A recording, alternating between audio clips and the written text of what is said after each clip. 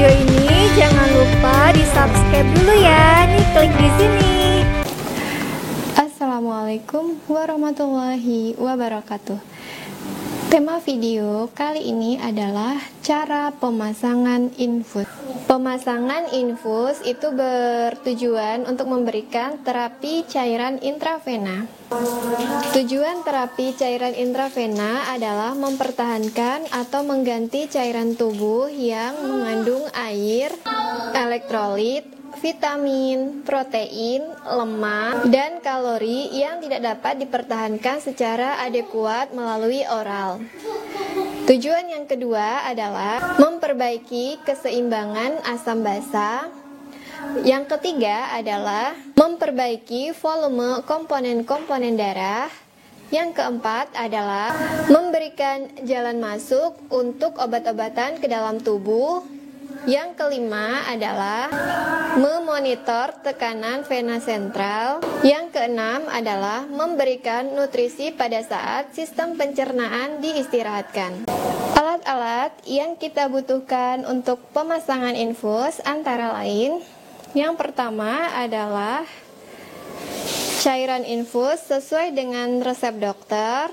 Misalnya pada kali ini adalah resepnya berikan Ringer Lactat 500 ml 20 tetes per menit. Kemudian alat selanjutnya adalah hand sanitizer. Kemudian plester, bisa yang seperti ini, Hepavic.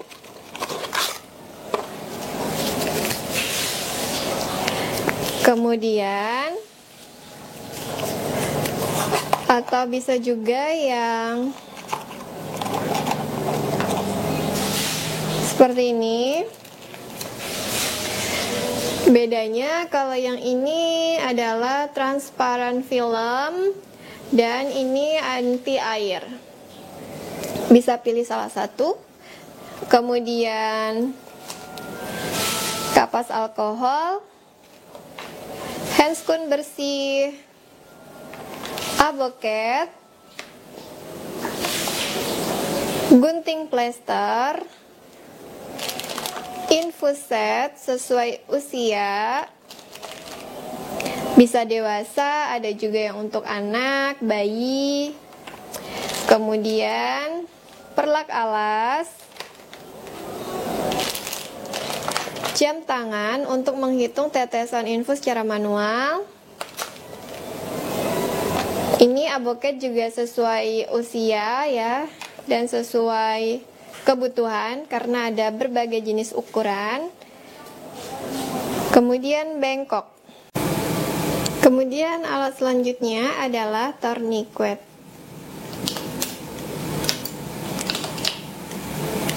Langsung saja kita mulai prosedurnya. Yang pertama kita cuci tangan terlebih dahulu.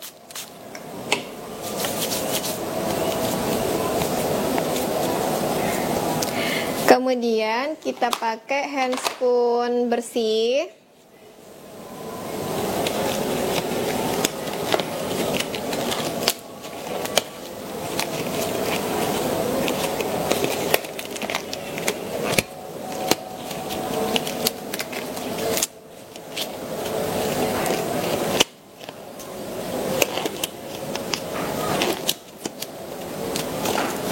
Kita pakai handscoon bersihnya.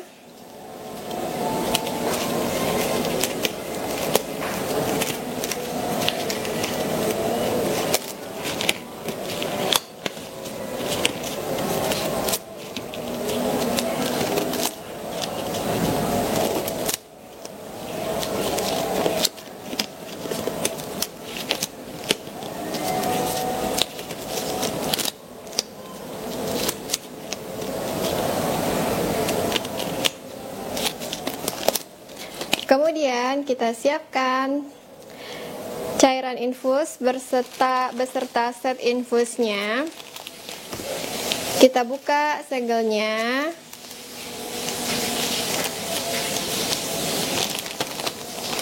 Nah, di sini ya.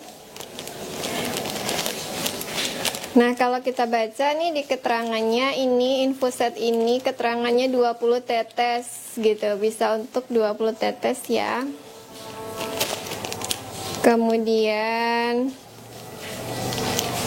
di sini jadi kalau bedanya antara untuk dewasa dan untuk bayi atau anak, dia di tetesan infusnya. Kemudian kita buka ya kemasannya.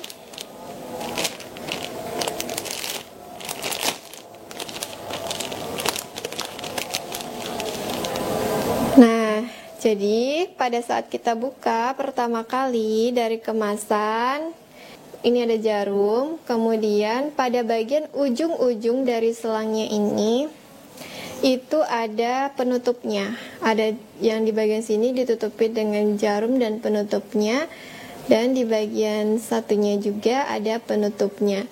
Jadi kita harus pertahankan steril pada ujung-ujungnya ini ya. Yang tidak boleh kita sentuh dan itu harus steril, karena kalau di bagian sini dia nanti masuk ke pembuluh darah vena, ke aboketnya itu. Kalau yang di bagian ini dia masuk ke cairannya. Jadi ujungnya ini harus kita pertahankan tetap steril. Kemudian kalau yang lainnya, bagian selang dan lainnya kita boleh pegang. Asal yang ujungnya itu pertahankan tetap ada tutupnya ya, biar dia tetap steril. Kemudian kalau kita baru buka kemasan, ini tuh bagian klipnya ini selalu dia di bawah, jadi kita bawa ke atas. Kemudian kita tarik ke atas sekitar 2-3 cm ya. Kemudian kita kunci dengan cara membawa rodanya itu ke bawah. Nah, seperti ini kita siapkan dulu. Jadi ini intinya dia jaraknya sekitar 2-3 cm. Kalau udah ready, udah siap, kita ambil cairannya. Kemudian kita buka ya segelnya. Lalu segel dari botolnya tadi kita buka. Kemudian setelah kita buka segelnya ini, jangan dipegang ya bagian tengah dari karetnya. Lalu kita buka ujung dari chambernya yang ini. Nah, jangan disentuh ya, intinya dia tetap steril. Langsung kita masukkan ke bagian in dari botol infusnya, ada tulisan in ya. Oke, udah masuk, kan tadi tidak tersentuh ya. Langsung kita gantung botol infusnya. Selanjutnya kita gantung botol infusnya di standar infus. Nah, setelah kita gantung, ini dia harus menggantungnya itu lebih tinggi ya dari lengan pasien. Kemudian ini tadi yang penutup dari ujung chambernya yang menuju ke cairan infus, kita buang, penutupnya ke bengkok. Kemudian sekarang kita harus alirkan dulu cairannya, karena kalau kita baru buka kemasannya, ini tuh masih kosong. Selang-selangnya masih isinya udara, kosong. Jadi harus kita isi dengan cairan infus terlebih dahulu agar udara tidak masuk ke pembuluh darah vena pasien.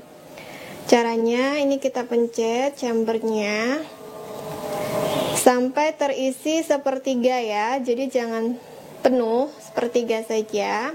Nah ini ya chamber ya, yang isinya cairan infusnya sepertiga itu seperti ini.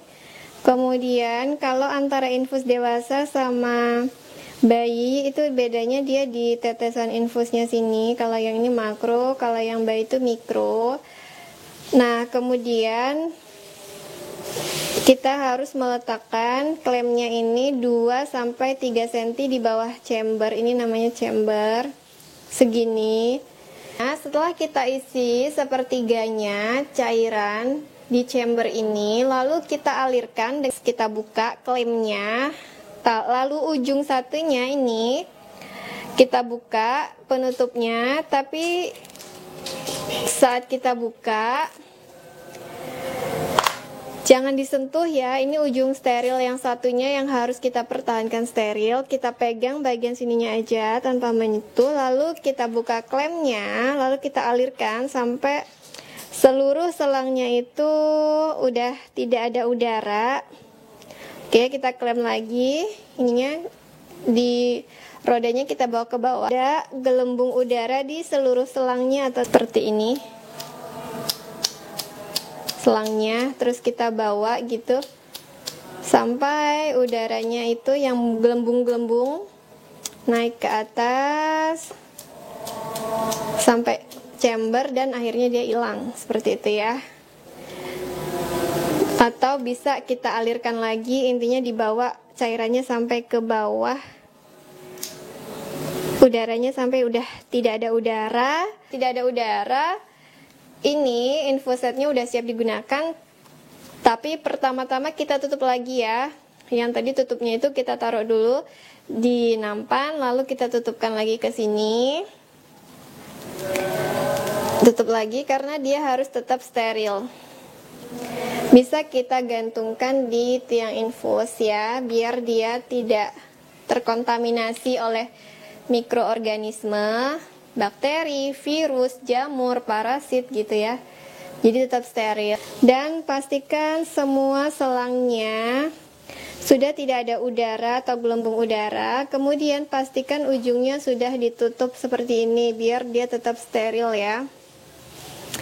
Kemudian ininya terkunci. Jadi tuh ini klem ini dia kalau terbuka itu rodanya ke atas. Nih ya contohnya ya. Nah, kita kalau mengalirkan air di bawahnya, cairan infus di bawahnya harus ada ini bengkok ya.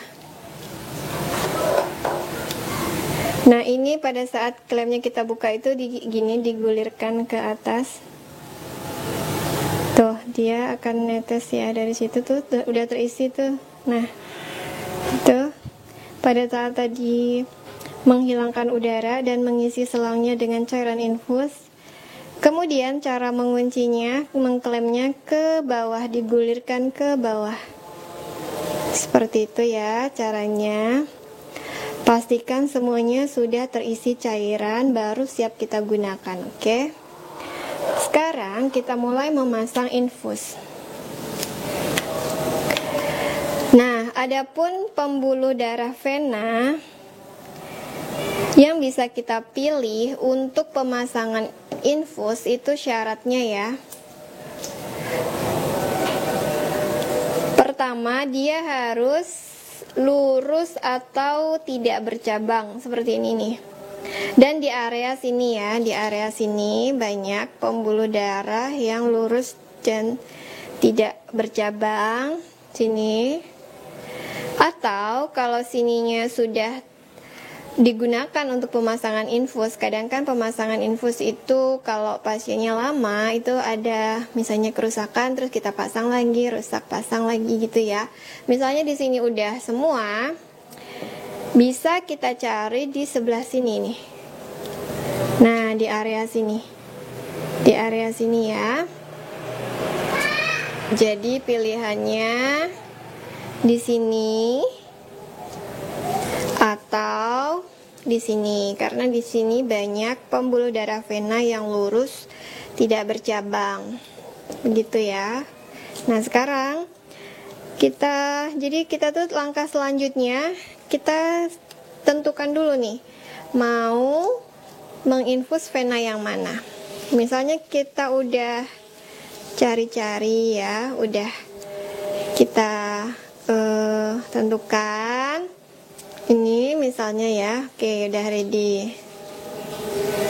Oke, selanjutnya kita mau pemasangan infus ya. Jadi pertama-tama kita pasang perlak alas atau kalau ada underpad pakai underpad. Underpad itu yang 1 kali pakai langsung buang. Kalau yang ini bisa di laundry. Kita pasang. Ini tujuannya biar kalau ada darah atau cairan, itu tempat tidur pasien kita tidak basah. Kemudian tadi kan kita sudah menentukan vena ya yang mau kita suntik. Lalu kita pasang tourniquet. Tourniquet itu bentuknya seperti ini. Fungsinya itu agar venanya tetap tampak agar vena semakin tampak jelas. Cara pemasangannya itu ini. Terus nanti kita masukkan ke sini. Terus kita kencangkan. Kayak gitu. Cara membukanya ini dipencet terus ditarik. Nah, gitu ya. Oke, kita letakkan dulu di sini. Tourniquet kita pasang 2-3 cm di atas vena yang mau kita suntik. Misalnya tadi di sini, jadi kita letakkan tourniquetnya di atas sini ya. Kita siapkan, ini kita dekatkan bengkok. Kita siapkan alkohol swab. Oke, kalau udah ready, ini tadi vena yang mau disuntik tuh ini ya. Kemudian boleh juga nih kalau venanya sulit kelihatan, pasien kita minta untuk menggenggam dengan jempolnya di dalam ya. Jempolnya pasien di dalam digenggam, relax. Kalau venanya belum kelihatan, boleh juga misalnya ya, setelah kita pasang tourniquet ini, kayak gini dikencengin, terus kita minta genggam. Misalnya belum kelihatan juga, boleh kita tepuk-tepuk gitu. Nah, intinya kalau sudah jelas areanya yang mau kita suntik, langsung saja kita disinfeksi areanya dari biar mikroorganismenya mati ya. Kita alkohol swab dengan cara 1 kali oles ya. Oke. Nah, kalau sudah di swab tuh tidak boleh disentuh lagi karena dia udah steril. Oke, kita ambil abuket. Nah, ini ya abuketnya kita pakai sesuai dengan kondisi pasien, kemudian termasuk dewasa atau anak gitu ya, karena ini tuh banyak ukuran. Jadi dia itu ukurannya G, jadi semakin angkanya ke atas 18 misalnya ya, 20, 22, semakin ke atas tuh jarumnya akan semakin mengecil gitu. Semakin ke bawah jarumnya semakin membesar. Oke, ini kita buka. Oke, kita putar ya. Ini masih segel. Kemudian ini tuh ada bagian yang tidak boleh kita pegang juga dan harus selalu steril, yaitu bagian yang akan masuk ke tubuh pasien ini. Jadi ada tutupnya ya, ini tuh abuket atau IV kateter atau jarum infus ini. Ini ada tempatnya nih. Ini penutupnya yang bawah, lalu ada lagi penutupnya yang atas gini. Nah, ini kita buang ya. Kemudian yang tidak boleh disentuh itu dari yang putihnya ini ya, yang putih kateternya. Oke, karena nanti itu yang akan masuk ke dalam tubuh atau vena pasien. Jarumnya itu hanya membantu untuk memasukkan karena nanti akan kita tarik keluar. Jadi yang masuk ke dalam tubuh pasien itu hanya madrin namanya yang putih ini. Tidak termasuk jarumnya ya. Jarum tuh pertama saja untuk membantu memasukkan, nanti sambil masuk sambil jarumnya kita tarik keluar. Nah, Cara memegang jarumnya boleh telunjuk di bawah, jempol di atas, dengan lubang jarum ini menghadap ke atas ya. Karena nanti di situ tempat masuknya darah yang ada di pembuluh darah vena, dan ciri-ciri bahwa jarum kita ini sudah masuk benar-benar lurus ke vena, di sininya nanti akan ada darah pasien. Berarti udah benar dan bisa kita lanjutkan untuk pemasangan infusetnya tadi. Tapi kalau pada saat kita menusuk pembuluh darah vena pasien ternyata tidak ada darah, artinya kita bisa saja menusuknya itu di bawahnya pembuluh darah vena atau di sampingnya, intinya tidak tepat persis di dalam pembuluh darah vena. Oke, pegang dengan kokoh senyamannya perawat gitu, yang penting dia mantap gitu ya. Kemudian tadi udah kita disinfek. Nah, 30 derajat ya, lurus. Jadi kita ukur dulu nih madrinnya. Udah kita tentukan kan venanya. Oh iya, segini venanya akan masuk segini. Pas di venanya kan kelihatan tuh ya. Pas, berarti kita masukinnya dari ujung sini, yang pas ujungnya madrin. Karena kan dia nanti di dalam tuh segini, lurus.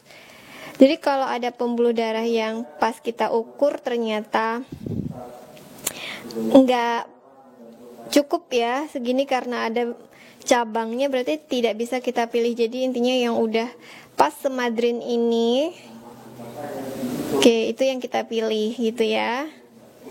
Udah ini, tapi jangan disentuh ya, cuman diukur di atasnya. Barulah ini udah, oke udah. Jadi akan saya tusuk dari mulai sebelah sini gitu. Oke, kita tusuk 30 derajat. Nah, posisikan selurus yang vena tadi ya. Oke, gini.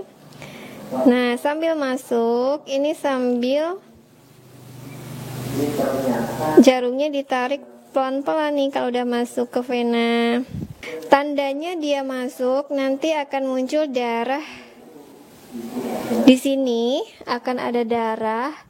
Artinya sudah benar itu jarumnya masuk ke vena. Terus kita buka tourniquetnya itu kita lepas ya. Oke. Lalu kita lanjutkan. Masukkan madrinnya sambil tarik jarumnya. Seperti itu, persis lurus ya di pembuluh darah vena yang tadi kita tentukan. Oke, sudah madrinnya masuk semua, jarumnya kita tarik keluar. Sambil ininya, pada saat kita narik jarum keluar, sambil bagian sininya ditekan pembuluhnya, karena kalau tidak darahnya akan keluar melalui ini. Jadi harus ditekan, tangan kiri menekan pembuluh darah biar tidak keluar darahnya, tangan kanan mengeluarkan jarum nih. Ini jarumnya tadi, ini hanya membantu tadi memasukkan madrinnya, harus kita keluarkan lalu kita buang ke bengkok. Nah, selanjutnya kita ambil selang infus yang tadi sudah kita gantung di standar infus, yang tadi udah kita siapkan ya. Tangan kanan mengambil selang infus, pertahankan ujungnya tetap steril ini. Oke, steril itu dia tertutupin nih, ada penutupnya. Ini nanti kita buka. Oke, tangan kiri menekan vena biar darah tidak keluar, tangan kanan memegang ujung dari selang infus, lalu kita buka penutupnya sekarang. Kita buka ya penutupnya karena mau kita masukkan. Oke, udah nih kita buka, dah tutupnya. Nah, ini nih yang harus selalu steril nih, jangan dipegang ya. Oke, kita masukkan dia ke dalam ujung dari madrin tadi. Udah masuk tuh, udah boleh dilepas tadi yang nekan vena. Ini dibuang ke bengkok, kencangkan. Oke, nah udah kenceng nih ya. Kita tahan seperti ini. Kita tes dulu alirannya. Kalau menetes artinya sudah benar posisinya. Oke, dengan cara yang ini, yang klem tadi kita buka. Oke, ini saya lihat, nanti saya tunjukkan ya. Intinya ini dia udah mengalir. Oke, saya klem lagi karena tangan satunya kan masih belum selesai nih. Intinya dia udah mengalir, artinya ini sudah benar di pembuluh darah vena dan alirannya udah lancar, bagus, pemasangan infusnya udah berhasil. Langkah selanjutnya kita plester. Ini ya, pada saat tadi kita mau masukkan jarum infus ke dalam pembuluh darah vena pertama, yang pada saat kita masukkan lalu ada darahnya dan kita sambungkan ujung selang ini, ujung selangnya tadi ke dalam. Kan kita harus melakukan pengecekan dulu sebelum kita pasang plester. Nah, cara pengecekannya seperti ini nih ya. Kita buka klemnya ke atas. Nah, kalau infusnya udah menetes seperti ini, artinya jarum infus yang kita pasang tadi ke dalam pembuluh darah vena itu sudah benar, rannya sudah bagus, ditandai dengan infusnya menetes seperti ini. Jadi kalau misalnya tidak menetes seperti ini, artinya ada yang salah pada saat kita pemasangan infus dan harus kita benarkan lagi. Atau kalau misalnya nggak netes-netes, intinya itu tidak bisa ya untuk kita lanjutkan. Jadi kita pasang infus ulang gitu. Intinya yang bagus dan dikatakan berhasil pemasangan infus, cairannya menetes dengan sempurna seperti ini. Oke, ini adalah area yang tidak boleh kita sentuh. Ini yang tadi kita lakukan penusukan jarum infus. Jadi ini tetap harus steril untuk mencegah terjadinya infeksi. Selanjutnya kita tutup ya, bisa menggunakan plester yang seperti ini. Yang ini yang tadi jenisnya anti air, ini ada tanda panah untuk membukanya ya.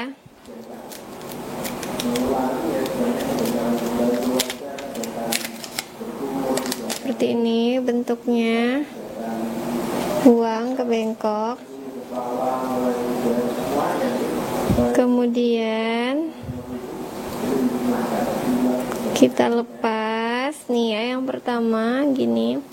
Oke, jadi tuh intinya yang harus kita tutup pada prinsipnya itu adalah maksimal tuh yang ini nih, yang perbatasan antara selang infus yang baru masuk ke dalam madrin ini ya. Sini kita harus tutup.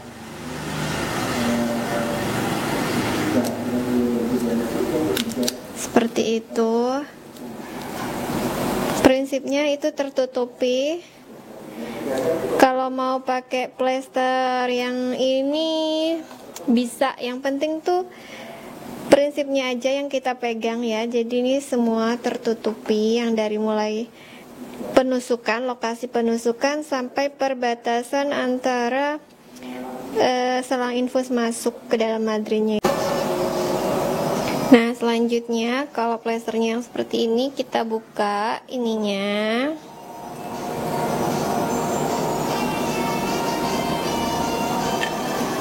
Oke, udah ya.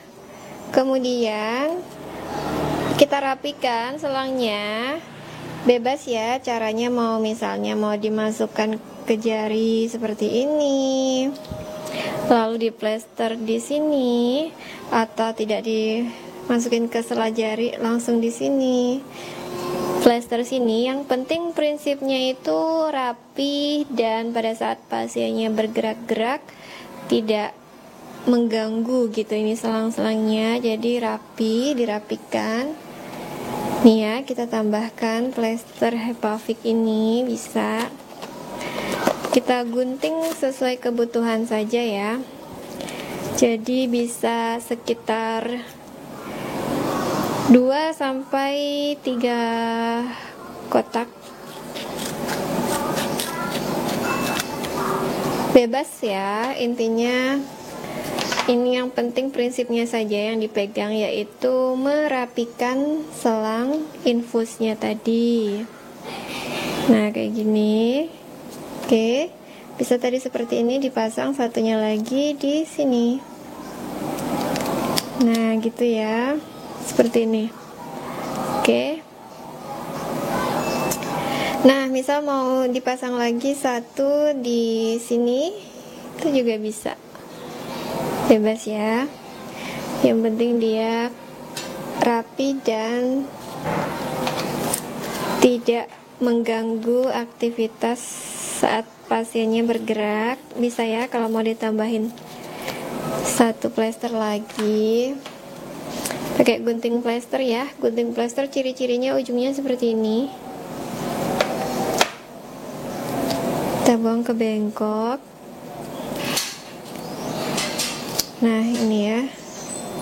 Boleh kalau mau di sini tadi. Nah, seperti itu. Oke, dah selesai. Nah, seperti ini ya.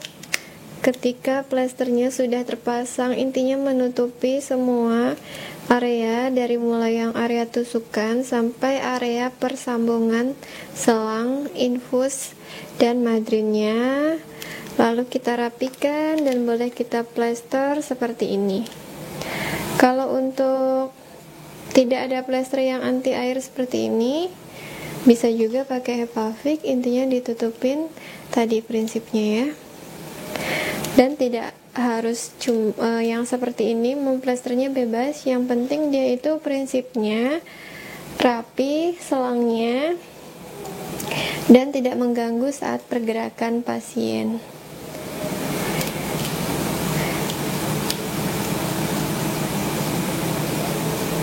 Kita rapikan alat-alat, kembalikan ke nampan. Pemasangan infus telah selesai.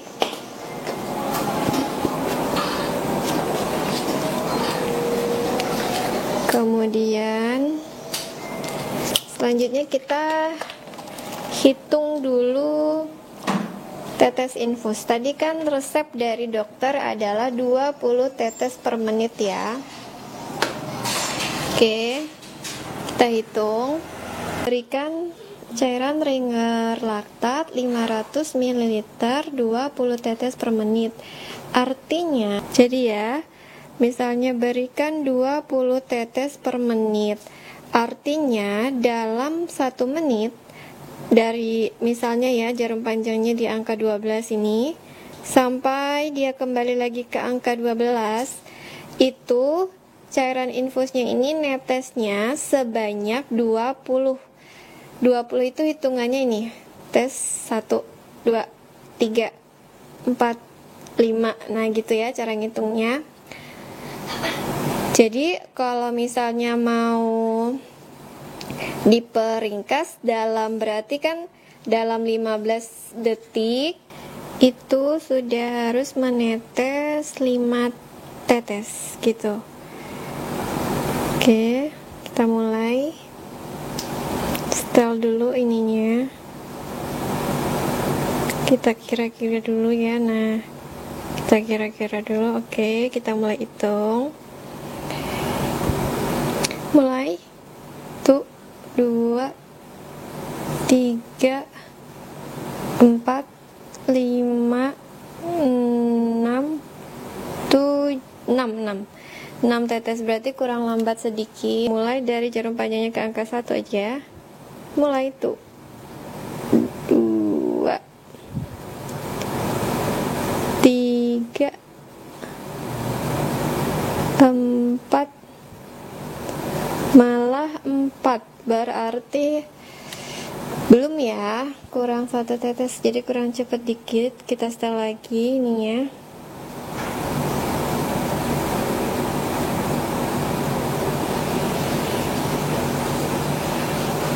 Ke atas berarti kalau kurang cepet ya. Oke, sekarang coba kita hitung lagi. Nah, mulai di angka 5 aja. Mulai. 1 2 3 4 5. Oke, sudah pas. Jadi dia udah, tetesannya ini udah pas. Jadi kalau kita hitung selama 1 menit itu akan menetes sampai 20 tetes per menit, karena setiap 15 detiknya itu 5 tetes. 5 dikali 4 sama dengan 20, seperti itu ya. Oke, sudah selesai cara pemasangan infus dan menghitung cara menyetel tetesan infus. Terima kasih. Thank you for watching. Sampai ketemu di video berikutnya.